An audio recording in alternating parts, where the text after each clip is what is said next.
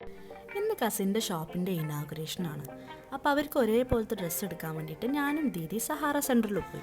അത് മാത്രമല്ല, എൻ്റെ പപ്പയും ഉമ്മയും ഖത്തറിലാണുള്ളത്. അപ്പോൾ അനിയൻ ഇന്ന് ഖത്തറിൽ പോകണോണ്ട് അവർക്ക് കുറച്ച് ഗിഫ്റ്റും മേടിച്ചു. അപ്പോൾ അതൊക്കെ കഴിഞ്ഞിട്ട് നമ്മൾ കസിൻ്റെ ഷോപ്പിൻ്റെ അവിടെ എത്തി. അവരുടെ ഷോപ്പ് വരുന്നത് അബുഷാഖാറയിലാണ്. ഷോപ്പിൻ്റെ പേരാണ് ആർട്ട് ഒയാസിസ് പാലസ്.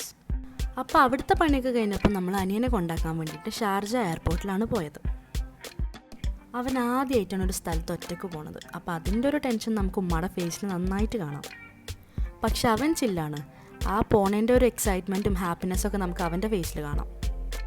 ഞാനും ദിലും എപ്പോഴും അടിയാണ്. ഖത്തറിനെ പൊക്കി പറഞ്ഞ് ഞാനും ദുബായിനെ പൊക്കി പറഞ്ഞിട്ട് ദിലും. അപ്പോൾ ദിലു അവനോട് ഖത്തറിനെ പറ്റിയിട്ടുള്ള ആ കുറ്റം കണ്ടുപിടിച്ചിട്ട് വരണം എന്ന് പറഞ്ഞിട്ടാണ് പറഞ്ഞയച്ചത്. അതിനുശേഷം ഞങ്ങൾ നേരെ വന്നത് അജ്മാൻ സിറ്റി സെൻറ്ററിലാണ്. പപ്പാക്കൊരു ഗിഫ്റ്റ് മേടിക്കാൻ വേണ്ടിയിട്ട്. ഇതൊക്കെ അല്ലേ വരുന്നത്. നമ്മൾ ആൽഡോന്നൊരു ബാഗാണ് മേടിച്ചത്. ഇപ്പം നിങ്ങൾ കണ്ടത് ഇക്കാക്കാക്ക് അനിയനെ ഈദി കൊടുത്ത ഒരു രംഗമാണ്. ഇക്കാക്ക കൊടുത്തതിന് എന്തായാലും ദീദിക്ക് കിട്ടാണ്ടിരിക്കില്ലല്ലോ. അപ്പോൾ അതൊക്കെ മേടിച്ചിട്ട് ഞങ്ങൾ വീട്ടിൽ പോയിട്ട് നോമ്പ് തുറന്നു.